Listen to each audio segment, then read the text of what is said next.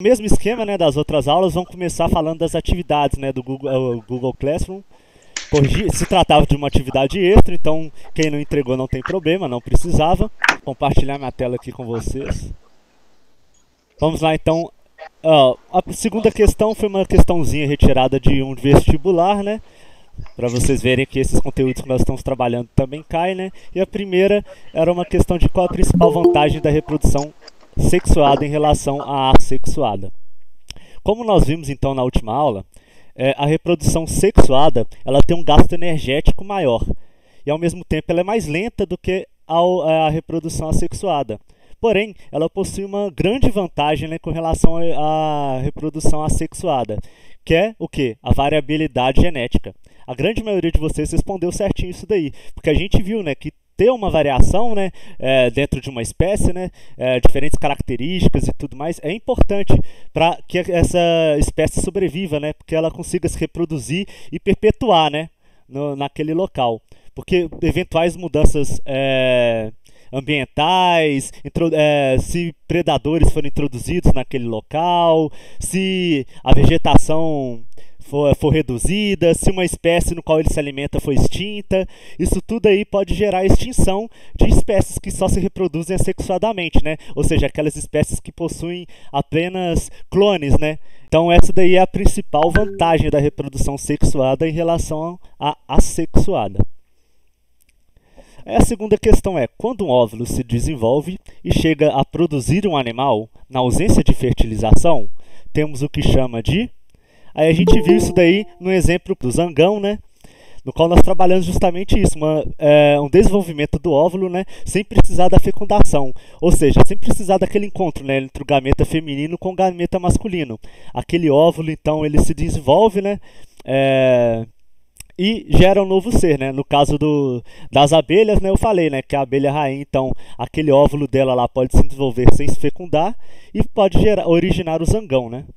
Então a resposta correta é a partenogênese. Na última aula, a gente conversou um pouco sobre, terminou, né, de falar sobre reprodução e sobre as características, né, da reprodução sexuada e assexuada. E ficou algumas coisinhas lá em aberto, né, que eu resolvi ter uma conversa com vocês no final da aula ao invés de terminar o conteúdo. Então hoje a gente vai terminar rapidinho com algumas curiosidades. A primeira é um tipo de reprodução assexuada que ocorre principalmente em alguns plateumintos e, por exemplo, com as estrelas do mar, que é o quê? É o processo de regeneração. Por exemplo, a estrela do mar, se você arrancar um braço dela, por exemplo, ela consegue regenerar. E dependendo, se você partir ela no meio, ela consegue dar origem a dois seres a partir de um. Então, a partir de um ser, se você partir a estrela do mar em duas, assim, na sua metade, ela dará origem a dois seres. A mesma coisa são os plateumintos, que eu vou mostrar um vídeo aqui para vocês. Ele possui uma capacidade de regeneração muito alta. Às vezes, ele pode ser partido em várias partes e, mesmo assim, ele consegue se regenerar. E todas essas partes que são divididas dão origem a um novo ser. Eu vou mostrar para vocês um videozinho aqui. Aqui, ó, aqui é um experimento no qual esse aqui é um plateuminto, né, que é a planária. Então, nesse experimento ali, ó, o cientista, ou seja, o que for ali, pega essa planária, coloca numa placa, né? Aí ele então corta, né, com uma gilete, né, a planária em duas partes. E essas planárias assim, ó, como vocês podem ver, continuam se movimentando.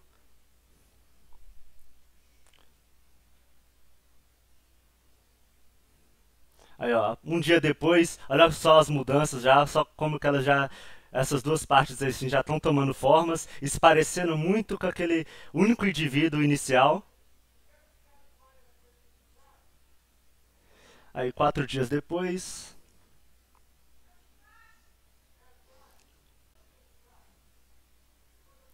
9 dias depois, né? Olha como que ela praticamente já está igualzinha naquela imagem, né, que a gente viu inicialmente. E 15 dias depois, com ela totalmente reconstituída aí, né? Que bicho é esse aí? É uma planária, é um plateuminto. Ela é bastante encontrada assim em rios. tudo mais. Só que ela tem esse tamanho bem pequenininho, então é difícil de identificar, né? Mas elas são bastante comuns. Professor, Oi, parece lesma, né? parece, não parece? Parece uma lesma. Até na forma de se movimentar, né? Além disso, a gente deixou de falar algumas coisas, né? Por exemplo, que a fecundação, né, pode ocorrer tanto internamente como externamente, né? Então, aquele encontro de gametas, né, masculinos e femininos, podem ocorrer tanto internamente como externamente. A gente viu no videozinho lá o exemplo, né, das rãs, né, que fecundam, né, na água, né? Então, de uma maneira externa. E a gente tem várias outras formas, né? Por exemplo, a gente pode ter o exemplo dos tubarões, que eles apresentam uma fecundação interna, produzem ovos, mas esses ovos se desenvolvem dentro da barriga da mãe. Já as galinhas, elas têm a fecundação interna e botam ovo, que é externamente. E a gente tem, por exemplo, o caso, né, nosso, né, do ser humano, que tem a fecundação interna e o embrião se desenvolve também internamente. Então, as galinhas, né, por botarem ovo, né, elas são chamadas de ovíparas. Os tubarões, por exemplo, por produzirem o ovo, né, mas eles continuar, né, internamente, né, no corpo da mãe, se desenvolvendo, eles são chamados ovovivíparos. E o ser humano são chamados de vivíparos. Por isso. É só uns termozinhos assim que vocês não precisam decorar, mas só por curiosidade mesmo. Que eu queria mostrar para vocês. Ok? Ô professor, só uma Oi. licencinha. Na hora que você foi falar na hora que você foi falar do tubarão aí, acabou que eu virei o rosto aqui, não deu pra poder ver o que você tava falando do tubarão. Ele, no caso, é o quê? Só pra... Os tubarões, eles têm a fecundação interna, né? Eles produzem um ovo, só que esse ovo não é botado, né? Igual no caso da galinha. A galinha bota o ovo. Só que não, no caso dos tubarões, a fêmea, né? Ela mantém o ovo, né, internamente, e esse embrião, né, dentro do ovo se desenvolve internamente. Ele não é botado, ele não é depositado em local nenhum. Ah, tá. Beleza. Obrigado. Ok. Agora eu quero fazer uma série de perguntinhas aqui para vocês, em relação ao conteúdo que nós vamos trabalhar aqui agora. Nós vimos, né, que na reprodução sexuada, a união dos gametas é responsável pela variabilidade genética. Então nós vimos, né, que a reprodução sexuada causa variabilidade genética, faz que um ser apresente diferenças de um outro, né? Conforme crescemos, é comum ouvir de pessoas conhecidas que somos muito parecidos com alguns de nossos pais. Isso não acontece bastante? Isso daí, rotineiramente, né, às vezes até mesmo nós fazemos isso, né? Porém, em diversas ocasiões, encontramos filhos que apresentam características muito discrepantes dos pais, não é mesmo? A gente fala, tá, não, esse menino aí é o seu filho? Não parece nada com você. Como vocês explicariam esse fato? Vocês têm algo assim que vocês saberiam me falar que justifique esse fato? Alguém se arriscaria a me falar algo assim? A genética? A genética é bem legal. Mas o que da genética, assim? O que a genética tem de tão especial que causa essa variação? DNA, Ó, DNA, nós já estamos chegando lá. ô professor, Oi. na minha família tem um caso assim. A minha filha é loura dos olhos azuis. Uhum. E o filho dela é claro, né? Não tão claro igual ela, mas do olho preto, do cabelo preto. Então, você olha assim e fala que não é filho dela. Então, justamente, isso acontece bastante. Aí, como ninguém mais falou nada, eu vou trabalhando com a segunda pergunta para ver se vocês conseguem me falar algo assim a mais. Por que novos seres desenvolvem características da espécie a qual pertence e não uma série de características aleatórias? O que eu quero dizer é assim. Porque quando nós temos um filho, ele nasce com as características da nossa espécie e ele não nasce, por exemplo, com trombas, com uma asa, com um rabo. Ai, como é que eu te explico isso? Eu entendi sua pergunta, mas não estou sabendo explicar. Porque nós não somos hereditários do bicho, eu acho que somos hereditários do ser humano, não? A nossa genética humana é diferente. Aí, ó, você falou de certa forma, eu entendi assim o que você quis dizer e foi bem legal. A palavra hereditária, essa é uma palavra bem legal de usar nessa situação. A gente então vai trabalhar um pouquinho mais dela aqui agora. É igual acontece com certas doenças. Por exemplo, se a minha mãe tem pressão alta ou diabetes, eu posso ter também. Eu acho que sim. Você tem grandes chances. Não necessariamente você vai ter, né? Sim, mas eu tenho grandes chances de ter, né? Exatamente. Por exemplo, o caso das mulheres, né, que apresentam câncer de mama, né? Por exemplo, a mãe, a avó, às vezes tem câncer de mama, então a filha, né, daquela mãe, né, desde cedo tem que fazer o acompanhamento. Ô, Leonardo, não só as mulheres, mas os homens também. Homens também. Isso, exatamente. Eu já vi filhos de mães que tiveram câncer de mama e os rapazes tiveram câncer de mama também. Sim, não, isso daí também acontece. Porque o câncer de mama na mulher a porcentagem é extremamente maior, mas também acontece muito nos homens também. Né? No caso de histórico familiar. Sim, é verdade. Muito bom comentário. Eu acho que a ver com o DNA também, né? O DNA.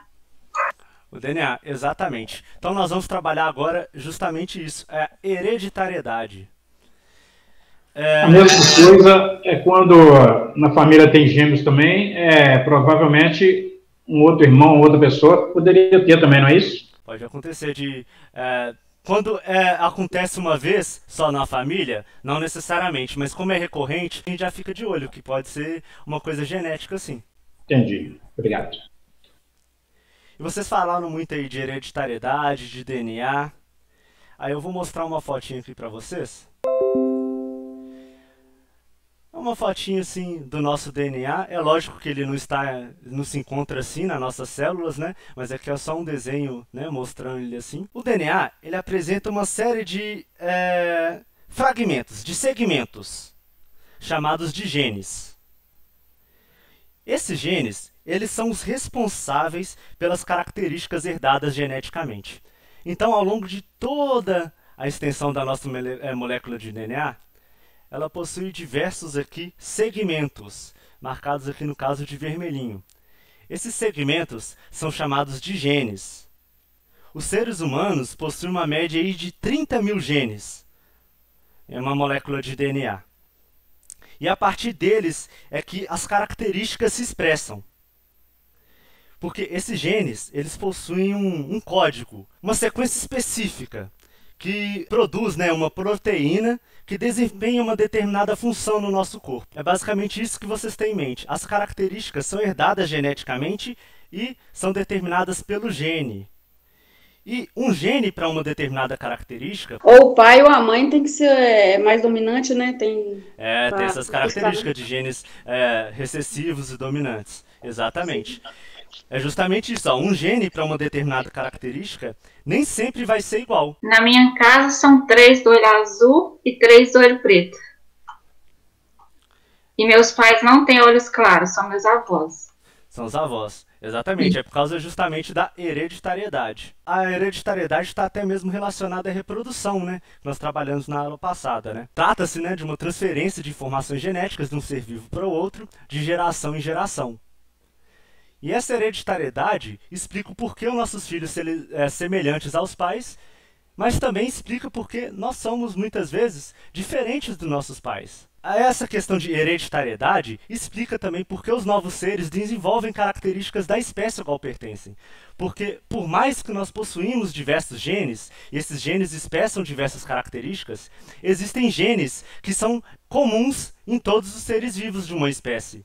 Então, nós, seres humanos, nós somos diferentes uns dos outros. Nós apresentamos características uns dos outros. Mas se a gente pegar a nossa molécula de DNA, existem diversos genes nossos que são idênticos, que têm a mesma sequência, o mesmo código, e que não se diferenciam de uma pessoa para outra. E por isso que nós temos, então, características marcantes da nossa espécie. Nós não desenvolvemos, por exemplo, o rabo, uma tromba. É justamente por isso, porque tem alguns genes que são idênticos para um ser e para outro. Conseguiram compreender ou tem alguma dúvida? Tá aí, ok? Beleza. Então, quer dizer que o que define nós, seres humanos, são os genes. As características que nós vamos, né? Os genes. São os genes. Ah. Ô, Leonardo, Oi. eu tenho 3 filhos, igual eu te falei, eu tenho uma menina que é bem clarinha, do olho azul, bem azul. O meu filho mais velho tem os olhos verdes e a minha caçula tem os olhos cor de mel. Olha só. Completamente diferentes eles. Isso é muito interessante. É umas coisas que, às vezes, você procura assim, uma explicação e não acha, mas depois, quando a gente começa a estudar genética, a estudar os genes, aí você vê, né, o porquê, né, dessa diferença. Porque a minha filha fala assim, nossa, eu queria ter nascido com os olhos azuis igual da minha irmã. Mas não tem o porquê. Porque eu e o meu marido, ele tinha os olhos verdes, e o meu também é mais puxado para verde também. E nenhum deles assim nasceram com os olhos igual aos nossos. Parecido, mas não igual. Uhum. Eu acho magnífico. Eu não estou entrando muito em detalhe, a gente não está aprofundando muito, igual nesses slides assim eu estou passando bem rápido, porque nós vamos estudar genética mais para frente. A gente vai ter um conteúdo só de genética Tá. daqui a um tempo, né? Nós vamos estudar na próxima aula aí a origem da vida. A gente vai começar lá do início do primeiro ser vivo até aqui. A gente vai trabalhar as teorias que foram propostas, né, ao longo do tempo. E depois a gente já vai pensar em trabalhar algumas coisas, por exemplo, como genética, evolução. Entendi. Aí a gente vai ficar, né, sabendo mais coisas que às vezes você procura explicação e não acha, né? Sim, aí a gente vai trabalhar de maneira bem detalhada, vai ser bem legal. Agora, eu queria mostrar uns GIFs para vocês. Eu queria que vocês me falassem um pouco sobre esses GIFs. Então, eu quero que vocês prestem bastante atenção nela.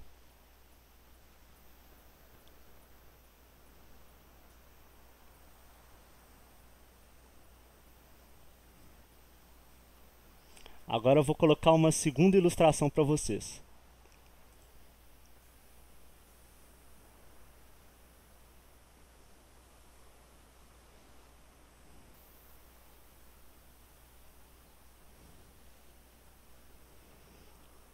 Agora eu vou colocar uma terceira ilustraçãozinha para vocês.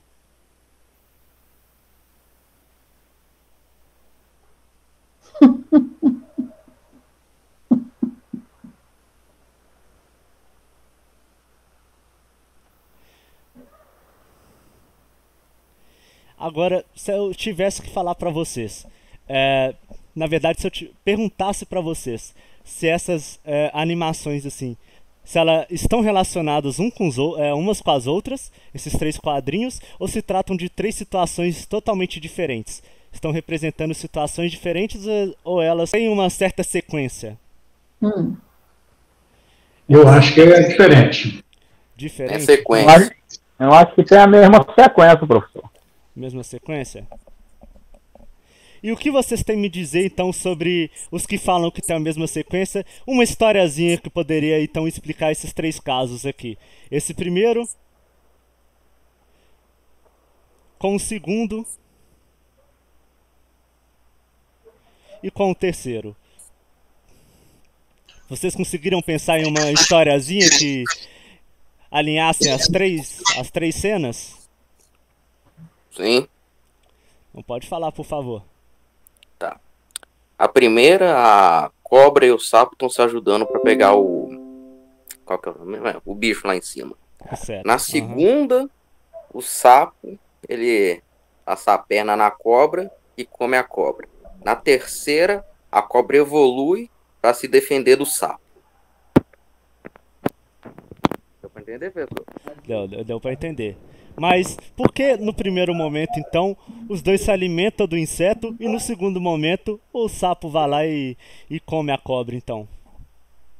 Porque para ele é muito mais vantajoso comer a cobra do que os simples insetos. Eles estão dividindo. Mas ele só precisa comer a cobra e tudo fica para ele. Um bom ponto a ser levantado. Agora, quem que colocou que se tratam de 3 situações diferentes? Por que me explica isso daí? Como que me explica isso daí? Não, agora, olhando aí pelo que ele falou aí, é isso mesmo. Foi isso mesmo. Tá, eu vou parar de compartilhar aqui e vou conversar com vocês um pouquinho. Mas, ô, professor, Oi. posso estar errada, mas pela historiazinha aí, o sapo, ele come inseto. A cobra come o sapo. E o sapo não come a cobra. Na verdade, isso daqui é uma situação hipotética, só para mostrar, né? Você vê que os bichos são até porque meio... se você for pensar na lógica, né, do ciclo da vida lá, tá errado. Primeiro, que a cobra não come inseto, ela come o sapo. O sapo é que come o inseto. Mas você vê que os animais ali apresentam até uma característica meio alienígena? Sim, então, porque, inclusive, quem já viu uma cobra pegando um sapo, dá até dó de ver. Ela hipnotiza o sapo antes de comer. Então, ele tenta sair para todo lado e não consegue. Ele acaba sendo comido pela cobra. Eu acho que quem não é muito do ramo da biologia tem essa questão mesmo de falar que dó, né? Porque muitas vezes a gente vê, por exemplo, cobra subindo em ninho de pássaros e comendo lá filhotes ou até mesmo o ovo, né? E nem se importando, aí come todos os filhotes ou todos os ovos de uma vez e por aí. Mas faz parte do reino animal, né? Elas têm que sobreviver, né? Então elas também têm que se alimentar. Então faz parte, né? Não tem... É o ciclo da vida. É o ciclo, né? da vida. Mas isso que você falou realmente é o que acontece. Só que ali é só para criar uma situação hipotética mesmo. Aquilo lá não são animais reais, tem um aspecto meio alienígena justamente por isso, que é só para mostrar mesmo. E eu vi que, não sei quem que falou, foi o Francisco, né, que falou de evolução, que é justamente uma coisa bem legal aí, que é justamente o que nós vamos trabalhar, né, agora. Na verdade, a gente pode trabalhar essas três imagens, tanto juntas como separadas. Eu posso criar uma historiazinha aqui para vocês, por exemplo. Vamos trabalhar primeiro de uma forma separada. Na primeira, a gente vê que o inseto ele se encontra no alto da árvore, né? Então é difícil, tanto para aquele ser azul como para aquele vermelho, alcançarem aquele inseto. Então acabam que mostra eles trabalhando juntos, né? Meio que teste para pegar aquele inseto. Mas não era bem o que ia acontecer na natureza. A gente pode trabalhar, na verdade, como se ambos se alimentassem do mesmo ser, porém eles estão convivendo harmonicamente naquele ambiente. Ou seja, eles não se predam e ambos têm o mesmo alimento.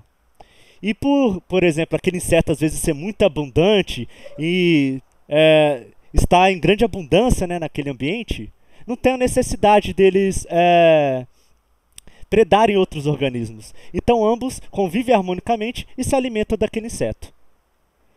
No segundo quadro, a gente vê então aquele sapo, aquele ser vermelho, na verdade, se alimentando daquele ser azul. Isso a gente pode pensar, criar uma situação hipotética, por exemplo, que a cobra, ela tem uma alimentação muito estrita, assim, muito sensível. Então ela não tem uma grande variedade de seres para se alimentar. Ela pode às vezes se alimentar somente daquele tipo de inseto. Então ela tem que ir atrás daquele inseto. Porém, aquele ser vermelho lá, ele tem uma variedade alimentar, né? Ele não tem uma especificidade, né? Então, por exemplo, quando ele tem a oportunidade de predar aquele ser azul lá, ele vai lá e preda. Ele vai lá e se alimenta daquele ser. E no terceiro caso, a gente tem um caso, por exemplo, que a gente pode dar até uma continuidade a esse segundo quadrinho, que é o quê? Que é o sapo, que ele não tem uma especificidade alimentar, ele se alimenta de vários seres, porém, aquele ser azul, ele possui mecanismos de defesa contra aquele ser vermelho. Então ela consegue se proteger dos ataques daquele ser. E consegue então ir atrás daquele inseto no qual ela quer se alimentar. E se a gente for pensar numa historinha dos três juntos, a gente pode pensar então num seguinte cenário. Primeiramente, ser vermelho e o ser azul no mesmo ambiente. E por estar em abundância aquele inseto, ambos se alimentam daquele ser sem predar um ao outro. Então é uma relação harmônica.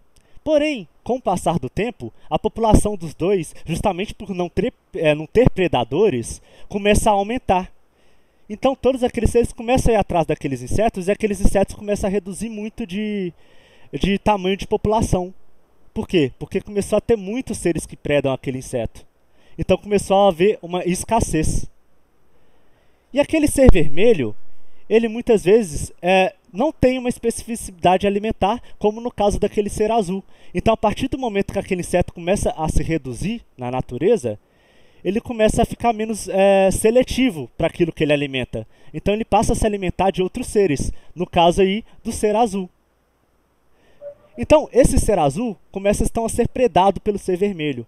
E com o tempo, pode acontecer daquela população, né, do ser azul reduzir também drasticamente.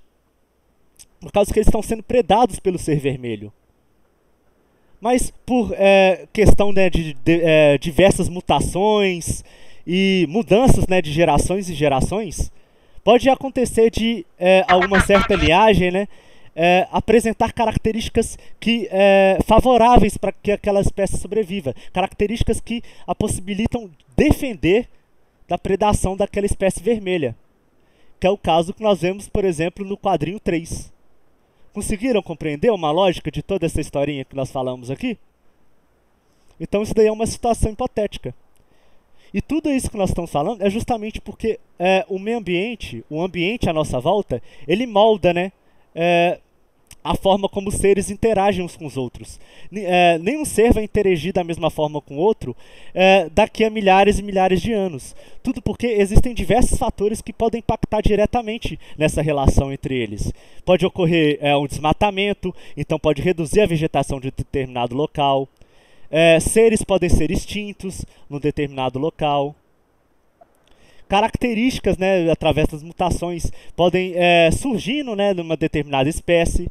E aquela mutação, por ser vantajosa, passam a favorecer, né, que aquele ser sobreviva no ambiente. Então tem diversos fatores que impactam diretamente na sobrevivência e na diferenciação de uma espécie, né, ao longo do tempo, né? Ô, Léo, você está falando aí, eu estava pensando, antigamente o boi só comia capim. Hoje já tem uma variedade de coisas que eles comem, né? Eles fazem um silo, eles colocam ração. Então, não é só o capim que eles comem hoje, né? É igual às galinhas de antigamente também. As galinhas só comiam milho. Hoje não, hoje tem ração para engorda, tem ração para crescimento, tem ração para botar. Então, as galinhas hoje são completamente diferentes, assim, principalmente no gosto das galinhas de antigamente. Tá, você tocou em um ponto interessante, mas eu vou explicar para você. Nessa questão que você tratou, não podemos falar que é um processo evolutivo, tá? Porque da espécie, né? Não é um processo evolutivo da espécie, não houve uma modificação da espécie. Porque a evolução é um processo lento e gradual. Uhum. Mas isso que você falou vem justamente questão comercial mesmo e de favorecer, né, o comércio mundial assim, na venda, né, de carne, de ovos, de frango e tudo mais, que ocorreu essa mudança, né, alimentar, né, porque o boi, ao se alimentar de capim, ele demora um certo tempo, né, para atingir a maturidade, para atingir um determinado porte físico.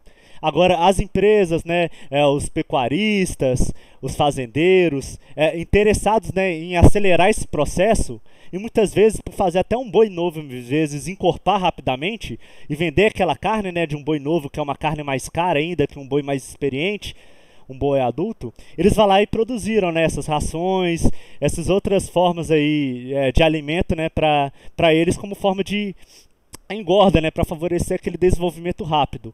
Mas a gente não pode afirmar que é um processo evolutivo. Mas você comia uma carne mais sadia, né, mais saborosa. Então, são coisas, né, que acontecem, mas mais por questão financeira mesmo, questão econômica. E a gente não pode afirmar que é um processo evolutivo. Entendi. Por exemplo, a gente pode pensar até mesmo na nossa espécie. Falar lá neandertais e tudo mais. A gente já viu algum documentário ou algo a respeito. Não foi uma mudança gradual daquele primeiro ser lá que veio a dar origem a como nós somos hoje? Ele apresentava características totalmente diferentes, tanto de crânio, como de pelos assim, espalhados pelo corpo, entre outras características. Então, são características graduais que demoram milhares de anos para acontecer. Ok? Sim. Tudo bem. Vou compartilhar um slidezinho aqui com você. Ô, Léo. Oi. Ô, Léo. Oi, pode Deixa eu falar. só aproveitar a Claro. abertura aí. Hoje eu estava comentando com a minha filha, porque toda manhã eu gosto de comer um ovinho quente, né? Uhum. Como que a casca do ovo tá fininha. Então, isso também está relacionado a esse interesse comercial, porque as galinhas hoje não têm tempo mais de produzir um ovo, né? Isso é um absurdo. É exatamente isso. Mas, infelizmente, há uma necessidade, sei lá, porque as vacinas que são produzidas através do ovo, quantos milhões de ovos são usados ali naquelas vacinas? É uma coisa horrorosa, está muito complicada essa situação. Exatamente, um outro comentário bem interessante. Exatamente isso. Existem estudos, artigos, várias coisas publicadas justamente sobre a questão do ovo da galinha, né? E que como que essa deficiência, né, nutritiva da galinha aí, não necessariamente é porque ela está se alimentando mal, mas é porque ela tem que tá botando muito ovo em um curto período de tempo. Então, é como se diz, né? Não é ovo galado. Tem diversas expressões, né? Ração. Mas você dá ração à galinha para ela botar. Agora, já quando é ovo galado, ele é mais resistente. E existem, né, diversas formas hoje. Há tratamentos até hormonais mesmo com esses bichos aí para induzir. A gente vê mesmo até com questão aí de fertilização de cavalos, por exemplo, cavalos de raça, que eles nem mesmo têm o contato do cavalo com a égua mais. Eles fazem somente aquela inseminação lá. Eles vão lá, retiram o sêmen do macho e daqueles, né, que tem as características mais vantajosas para eles assim comercialmente, e vão lá e fecundam a fêmea assim, sem nem ter a relação sexual entre os dois. Essa é a profissão da minha filha. Viu? Exatamente, é o que acontece muito aí, hoje em dia. Então, ainda existe o contato físico entre os cavalos. Ela mesma está com um potro lá inteiro que cruzou com a égua lá. Mas a maioria é por fertilização mesmo, artificial.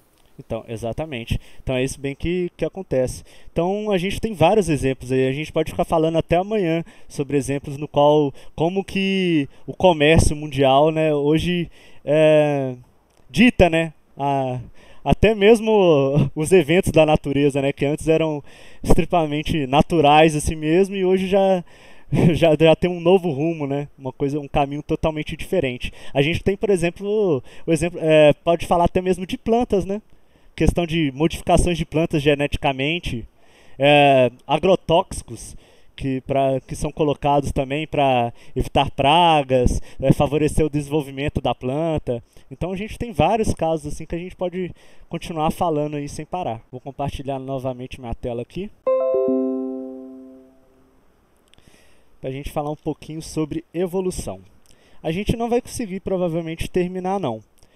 Nossa aula hoje, aí fica para a próxima a gente falar o restante. Falando um pouco sobre evolução então. Então, como nós vimos até com os GIFs e tudo mais, ao longo do tempo, né, os seres vivos eles passam por mudanças e transformações, né, dando origem a novas espécies e tudo mais. Como eu falei, esse processo é um processo lento, gradual e que pode demorar milhares e milhares de anos. Para sobreviver em um ambiente, né, específico, os seres devem estar adaptados a esse ambiente. E adaptação é um processo que, ao longo do tempo, promove as características que conferem maior capacidade de sobrevivência de uma espécie em um certo meio ambiente. Ou seja, aqueles seres que possuem as características mais vantajosas para aquele ambiente serão selecionados e estão aptos a sobreviver. E aqueles que possuem características desfavoráveis irão ser provavelmente extintas com o passar do tempo. Nós temos, né, uma teoria evolucionista mais aceita atualmente, que nós vamos estudar um pouco mais a fundo quando a gente for trabalhar a evolução, né, de uma maneira específica, que é uma teoria, né, proposta, né, lá no século XIX por Charles Darwin e Alfred Wallace, que fala, né, da teoria, né, trata-se da teoria da seleção natural, no segundo, né, qual os organismos, eles mais bem adaptados ao meio ambiente, têm maior probabilidade de sobreviver, né, e de deixar descendentes. E a seleção natural, ela baseia-se, né, nas diferenças, né, que existem entre indivíduos de uma espécie, de uma mesma espécie no caso, né. Se todos os organismos de uma espécie fossem idênticos, não haveria, né, alguns mais adaptados que os outros, né? Todos apresentariam as mesmas características frente a um determinado ambiente. E o que gera essa variabilidade genética, né? Então, as espécies atuais, né, elas resultam de transformações ocorridas em espécies ancestrais. O que eu quero dizer? Que para uma determinada espécie, né, estar aqui hoje, estar interagindo com o ambiente à sua volta, ela se originou de uma espécie ancestral, de uma espécie anterior a esta, que se modificando tanto uma espécie nova, como pode acontecer de diferenciar em várias outras espécies. Então, uma espécie ancestral, ela pode dar origem a uma nova espécie, como ela pode dar origem a várias outras espécies de seres diferentes. Com isso, a gente pode até pensar que, por exemplo, para todos os seres que existem hoje na Terra, existiu um ser ancestral comum a todos esses outros seres assim, existentes. Só que tem toda uma árvore, né, hereditária, né, para chegarmos, né, até o cenário no qual nós encontramos hoje. E essas modificações, né, são consequência de pequenas alterações que ocorrem, chamadas de mutações. E essas mutações, como eu disse até na aula anterior, elas podem ser mutações vantajosas, neutras ou prejudiciais, né, para o organismo que apresenta. E por mais que sejam mínimas as mutações vantajosas, essas mutações vantajosas assim, já são capazes de favorecer uma espécie. E outra coisa bastante legal da evolução é que, não necessariamente, estruturas que possuem a mesma função passaram por o mesmo processo evolutivo. E não necessariamente estruturas que apresentam diferentes funções não apresentam uma mesma origem embrionária, vamos dizer assim. O que eu quero dizer com isso? Se a gente parar para olhar essa imagem, por exemplo, humano, cão, pássaro e baleia, eu estou mostrando 3 estruturas que aparentemente são diferentes. Mas se a gente for analisar essas cores assim, que estão destacadas em cada uma, a gente vê uma certa correspondência. E o que vocês conseguiriam me falar sobre essa imagem que vocês veem aí na tela de vocês? Se eu mostrasse essa imagem para vocês aqui, o que vocês me falariam sobre ela? Está relacionado à mão? A mão do ser? A mão do ser. O que mais vocês A mão do conseguiriam ser me falar? humano, a pata do cão. E aquilo ali é uma mão da baleia? Seria a parte da nadadeira, né? Porque quando a gente nadadeira. olha por fora, né, a nadadeira da baleia, a gente vê como uma estrutura única, né? Mas se a gente parar, né, cortar aquela nadadeira, a gente vai ver que parece muito uma mão, né? Mas se a gente for olhar aqui, as funções de cada uma dessas estruturas são as mesmas? Não. Não, cada um apresenta uma adaptação diferente, não é? O ser humano, então, a gente tem então o braço, o antebraço e a mão. No cachorro aqui a gente já tem diferenciado a pata. E olha só como que as estruturas se modificam até mesmo em tamanho, em proporção, em formato. Olha como que a gente... por exemplo, pega essa do pássaro aqui, da estrutura da asa dele. Olha só como que é totalmente diferente das falanges, por exemplo, aqui, humanas, aqui, da parte da mão humana aqui. Olha como que é totalmente diferente a estrutura. Vocês acham que essas estruturas aqui, por terem uma correspondência, elas possuem a mesma origem embrionária? Ou seja, elas são originadas dos mesmos tecidos embrionários? Porque nós possuímos basicamente 3 tecidos embrionários assim durante o desenvolvimento, né? Que é o mesoderma, o endoderma e o ectoderma. Vocês não precisam gravar esse nome nem nada, eu só falei mesmo para vocês se situarem. Vocês acham que essas estruturas assim, elas possuem a origem dos mesmos tecidos embrionários ou dos tecidos embrionários diferentes? Os tecidos ósseos são iguais, né? Aí, ó, a gente já tem dois pontos aí contrastantes. Ó. Algumas pessoas acham que são iguais e alguns acham que são diferentes. Você me falaria que são diferentes por quê, Graça? Porque pelo fato que você já explicou a genética, a hereditariedade, o DNA, do homem é um, do cão é outro, do pássaro é outro, da baleia é outro. Cada um aí está representando um ser diferente. Tá, e agora aquele que colocou uma opinião contrária com relação à Graça. Por que você diria para mim que essas estruturas têm uma mesma origem embrionária? Eu acho na formação óssea, né? Porque osso é osso. Então, eu acho que, igual tem os tendões, tem os ossos, né? Todos eles aí tem que ter tendões e tem que ter ossos também, né? Eu acho que a formação dos tendões e dos ossos dentro do embrião, com a característica diferente, mas com a mesma função. Eu expliquei direito. Eu não consegui entender mais ou menos. Então vamos lá. Todas essas estruturas, elas possuem uma mesma origem embrionária, porém, eles apresentam diferentes funções. É o que são chamadas de estruturas homólogas.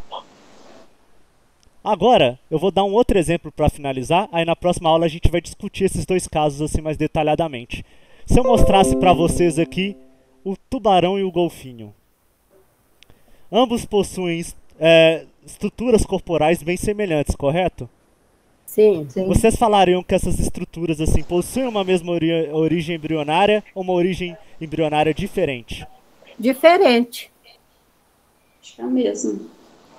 Aí, ó, o tubarão não precisa de sair fora da água para respirar, o golfinho precisa. Sim, mas eu estou falando mais ou menos da estrutura corporal visível aqui, o que nós conseguimos perceber aqui, as nadadeiras e tudo mais. A gente tem resquício disso. Então a Graça acha que dessa vez, então, novamente, né, elas possuem uma origem embrionária diferente. Você acha o que, Maria Gorete? E os outros estudantes também? Sei lá, parece que eles é meio parecido, assim, pelo menos característica por fora, né? Então, vou falar para vocês. Por mais que esses 2 seres apresentem estruturas semelhantes e essas estruturas apresentem a mesma função, apresentam origens embrionárias diferentes. Surgem de tecidos embrionários diferentes. Então, nós temos do exemplo acima. Estruturas que, a princípio, exercem diferentes funções, mas possuem uma mesma origem embrionária e apresentam uma certa similaridade, né, de uma correspondência. E a gente tem um caso, por exemplo, do tubarão e dos golfinhos, que eles apresentam uma estrutura corpórea muito parecida. Porém, essa origem embrionária é diferente de cada uma dessas partes. Isso se deve ao quê? Se deve ao processo evolutivo. Porque, por estarem no mesmo ambiente, por estarem sofrendo as mesmas pressões ambientais, ambos, né, o tubarão e o golfinho no mar, eles acabaram, né, selecionando nos 2 seres as características mais vantajosas para a sobrevivência da espécie, que, por conta de um processo chamado convergência adaptativa, ambos acabaram apresentando as mesmas características. Não é bem legal? Não é bem interessante trabalhar isso, né, na evolução? Sim. Agora, gente, nós terminamos a aula. Professor, vai ter atividade? Vai ter atividade. Essa semana, conforme nós combinamos lá, no escalonamento, atividade de biologia. Aí a Júlia, por exemplo, se ela quiser colocar uma atividade extra, vai ter atividade extra de arte, sem problema nenhum. Eu Mas- peço desculpa por não ter feito a anterior. Agora eu não vi propósito, porque eu já sei a resposta. Tem isso. Mas você pode, às vezes, demorar um tempo pra fazer novamente. Você pode pegar, como vai ficar no Google Sala de Aula até o final do ano, você pode chegar lá e tentar daqui a alguns meses, quem sabe aí, ó. Por curiosidade mesmo, às vezes você quer entrar em contato novamente com o conteúdo que foi abordado em sala de aula, você pode pegar e fazer a atividade. E como eu falei, se trata de uma atividade extra, Para te né? enviar, né? Então, Quem quiser enviar, envia, mas se trata de uma atividade extra, né? Vocês podem fazer no caderno e se não quiser enviar, não tem problema. Não, com certeza eu vou fazer, eu só não vou te enviar. Tá. Mas igual eu falei, às vezes vocês têm essa ideia de que é legal pegar os conteúdos mais lá pra frente pra ver justamente o que vocês relembram, porque na verdade o que acontece em todo o processo escolar é justamente isso. A gente aprende o conteúdo e se a gente não pega aquele conteúdo pra trabalhar posteriormente, nada vai fixar praticamente. Cerca de 3% daquilo que nós estudamos vai ser mantido, assim, o restante todo vai ser esquecido. Então às vezes é legal a gente pegar umas coisas assim que já se passaram, assim, justamente pra gente relembrar e dar uma estudadinha. Tudo bem. deixar no caderno, né? Deixa ela no caderno pra pegar depois, vocês que sabem. Então eu vou indo nessa aí, pessoal. Boa noite pra vocês aí, bom fim de semana. Boa Obrigada. noite. Boa noite. Valeu, obrigado. Bom final de semana, pessoal. Até mais, gente.